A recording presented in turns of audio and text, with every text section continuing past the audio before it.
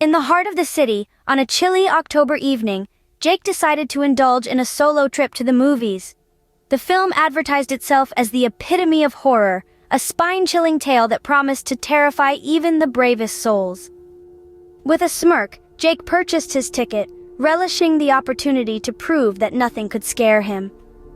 Settling into his seat, Jake watched as the ominous opening credits rolled. Yet as the minutes ticked by, he found himself increasingly underwhelmed. The jump scares were predictable, the plot cliched. By the end, he was more amused than frightened, shaking his head at the lackluster attempt to instill fear. Exiting the theater, Jake scoffed at the thought of ghosts or demons. "Just stories," he muttered to himself, dismissing the notion as he stepped out into the cool night air. But as he made his way through the dimly lit streets toward his car, an unsettling sensation crept over him. Glancing around, Jake noticed the people milling about on the sidewalks, their gazes fixated on him with an intensity that sent a shiver down his spine. Unease prickled at the back of his mind as he quickened his pace, the hairs on the back of his neck standing on end. Reaching his car, Jake fumbled with his keys, his heart pounding in his chest. With a sense of relief, he finally unlocked the door and slid into the driver's seat.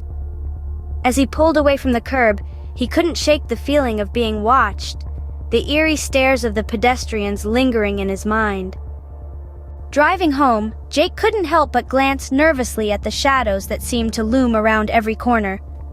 Finally arriving at his apartment, he bolted the door behind him, grateful for the safety of his own space.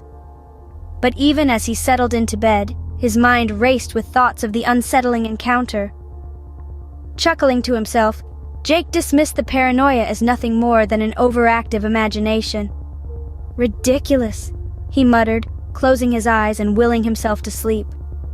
But just as he began to drift off, a chilling sensation washed over him, and he jolted awake. Hovering above his bed were figures, shadowy silhouettes with piercing eyes fixed upon him. Frozen in terror, Jake could only stare as they leaned closer, their faces contorted into sinister grins. With a scream that echoed through the night, Jake vanished into the darkness, leaving behind only whispers of his fate.